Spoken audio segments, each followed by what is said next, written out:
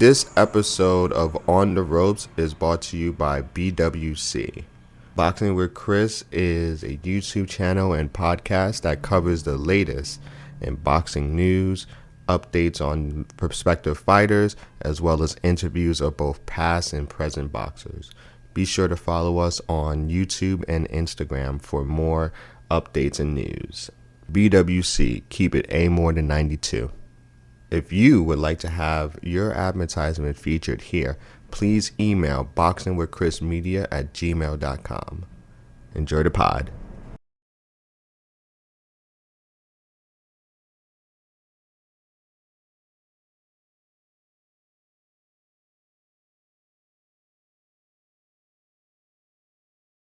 I just started catching my interest, so I started asking my dad, I was like, hey, like, I want to try that. I want to box. And I literally just saw that little weird hesitation, and I didn't even have to think twice. It was just kill. It was, jump on. Like, I proved to myself, that hard work really can't get you out of anything.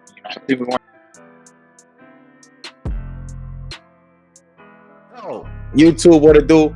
It's your boy Chris from BWC. You're now boxing with Chris. Today, on another segment of On the Ropes, I've lost count which episode this is. I don't know what episode this is. But today, joining me on the Ropes, he just scored arguably the biggest knockout of the year with the biggest upset of the year. Please, joining me today, the new WBC intern super welterweight champion of the world, Brian La Bala Mendoza. Brian! Hey, man, how's it going? Hey, how you doing, buddy? How you doing? How's everything, man? Enjoying that vacation? I can see, man. How you doing? Man, just been kicking it, man, resting up, recovering and everything. That's good, man. So, man, before I get into anything, man, I want to congratulate you on your big win. It was a very big win, man. And for the people that don't know, how did you get into boxing? On the early stages? Yeah, that was just my dad, like, we were always going to fight parties and stuff. My dad was always a huge boxing fan, still is, obviously. But when I was little, I wasn't that interested. It wouldn't catch my eye like that. But over time, I started seeing fights, like Mayweather, Gaddy, and like just like some of the big heavyweight knockouts at that time. And like I just started catching my interest, so I started asking my dad, I was like, hey, like I want to try that. I want to box. And it actually took me like a year of begging because they didn't want to let me. And it was just like, no, you can't box, whatever. And it was just like a year of nonstop begging. They finally let me try it out. And that's why I started a little late when I was like 16, started boxing. But it was just from the first day in the gym, fell in love, man. And there's no getting me back out of there. How approximately how old you say you were at that time? Early teens or a little, maybe younger than that? That was like 16. I started boxing at like 15, 16. Oh, so not your average age usually. All right. Yeah. And then who was one of your favorite fighters growing up? Man, growing up, it was like obviously Mayweather. He was still like on those type of fights. Like Mayweather, Gaddy, and everything. Like there's those heavier performances, just stuff like that. And then my favorite fighter is Andre Ward. That's Andre. Yeah, I would love to study a lot. Just learn a lot off of. I feel like I can study a lot of different fighters just from studying him, and just learned a lot from him. When in your earlier years in boxing, did you have a mentor or still have that mentor that still guides you along in this road? I do kind of have more of a mentor now, but it's no, man. It's a team that I've built since I came to Vegas. I've been here in Vegas for 5 years now, but yeah, there's people I go to for advice and stuff like that. But it's really like the team I have right now is just incredible. I feel like they cover every possible aspect of like the team duties, that we would have to do. So huge help mentally and everything, the whole team. So we got to ask you. You just had the biggest win of your career. To me, arguably the biggest upset of the year thus far, or maybe even knockout of the year. When you land that left hook and you see him stagger, it's hard to process everything through it. What is one of the first things that go through your head when you see him wobbling at first? Man, what I love about that moment is that shows the true killer instinct, because even if you just look at it in real time, like there is no time to think. that was, I landed the hook. I knew you heard it. You feel a shot like that land. So I knew it was a solid shot, but I took a step back to get back to my range, and I just like I literally just saw that little weird hesitation, and I didn't even have to think twice. It was just kill. It was jump on me.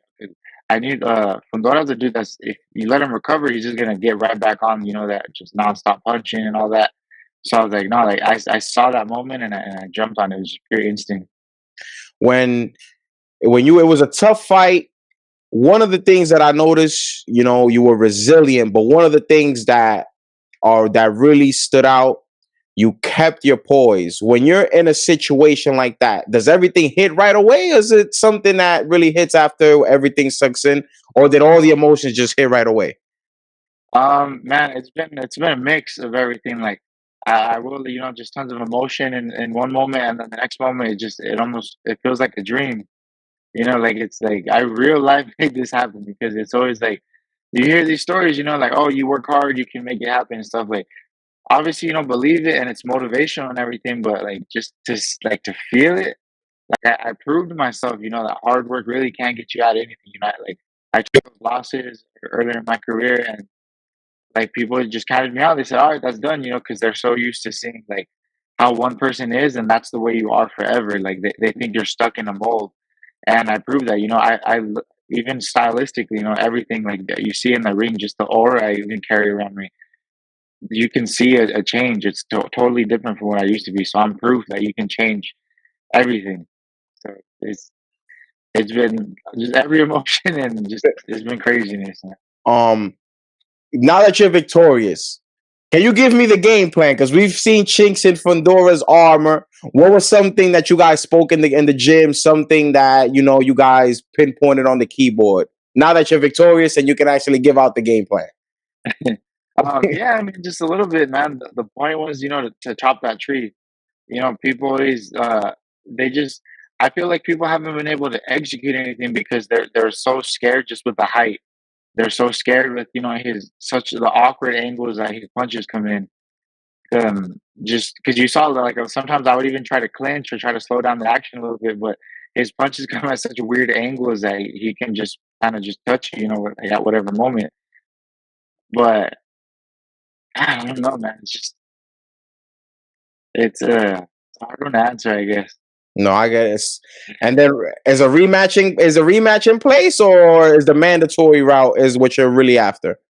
I'm after the mandatory, but like we need to see if there's a rematch. The dust is still settling on that, and then but that's why also the thing is the whole game plan thing. But I feel like the game plan was obvious. It's just I executed because I wasn't worried. About I didn't care how tall he was. I didn't care how much punches he threw. It's just you go in there, you stay poised because you have a game plan to do and you have faith in it.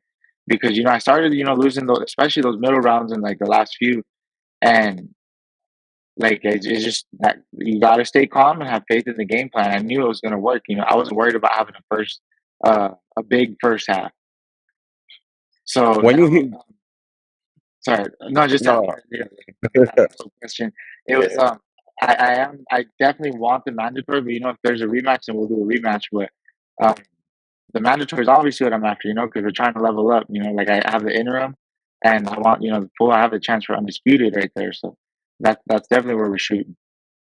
you're in a stacked division, but what's interesting about your division, it's not a perfect division. Everybody's lost. Lubin, you have lost. Fundora now has lost. Even Charlo, the cream of the crop in the division, has lost. That's what makes I feel your division one of the best divisions in boxing, other than the lightweight, due to the fact that everybody has had their setbacks.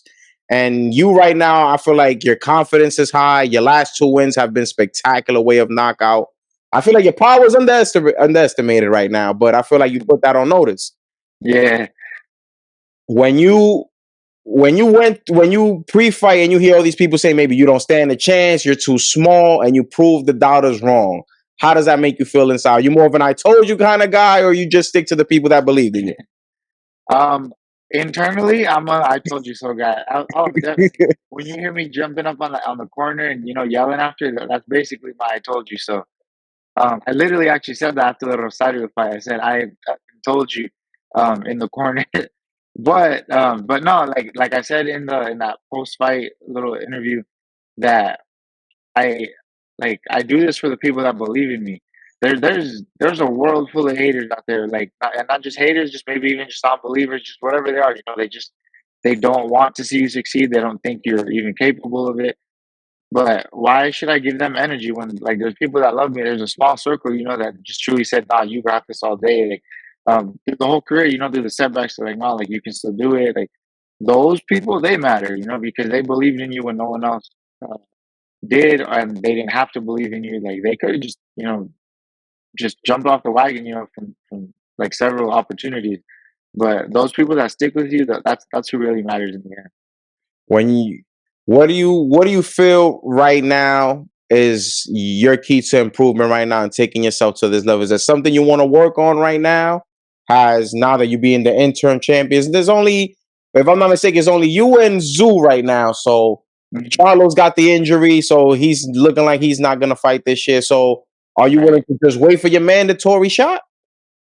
Man, I told my team I'm just the way I got into this was by telling my team I want the biggest opportunities. So if like you know if that's not available, you know the next best thing is like I just want big opportunities. You know that's what I'm chasing, and that's really all we're after. So like to answer the question, like if the mandatory is not available, I'm not going to sit around. You know I want big fights, so of course you know we're going to move, but um, we just got to see what plays out. And right now, I see you're enjoying your vacation, man. So you got to enjoy the fruits of your labor. If you have an approximate time, when do you think you should see yourself back in the ring?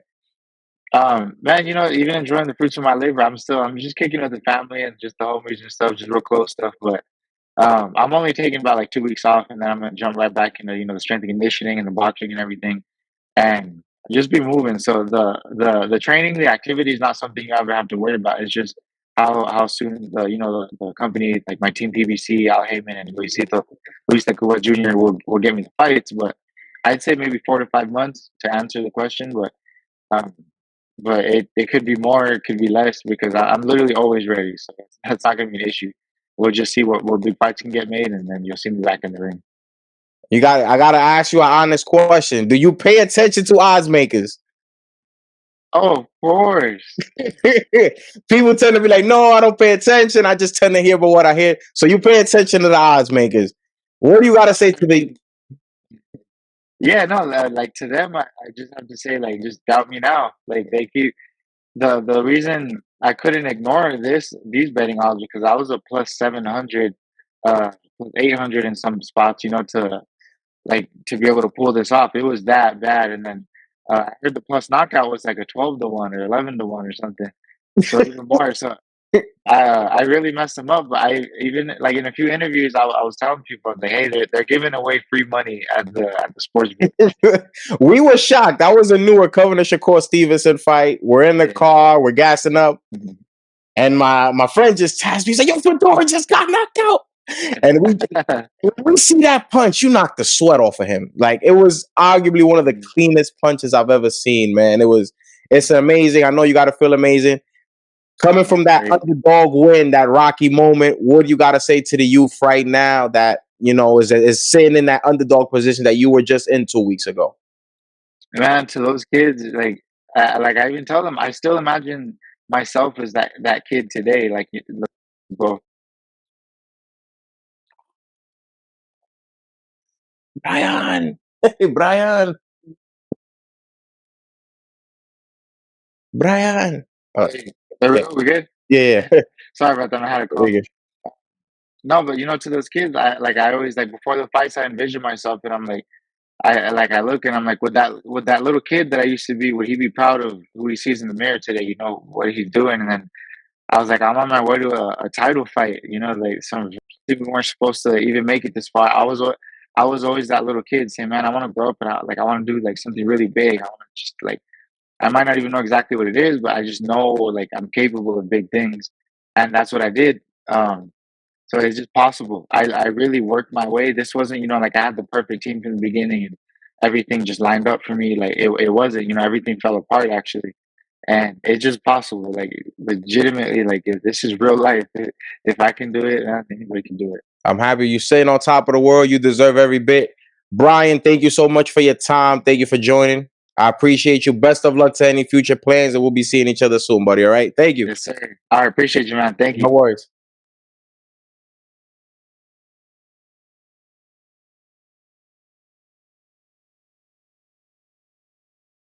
Hey, oh man.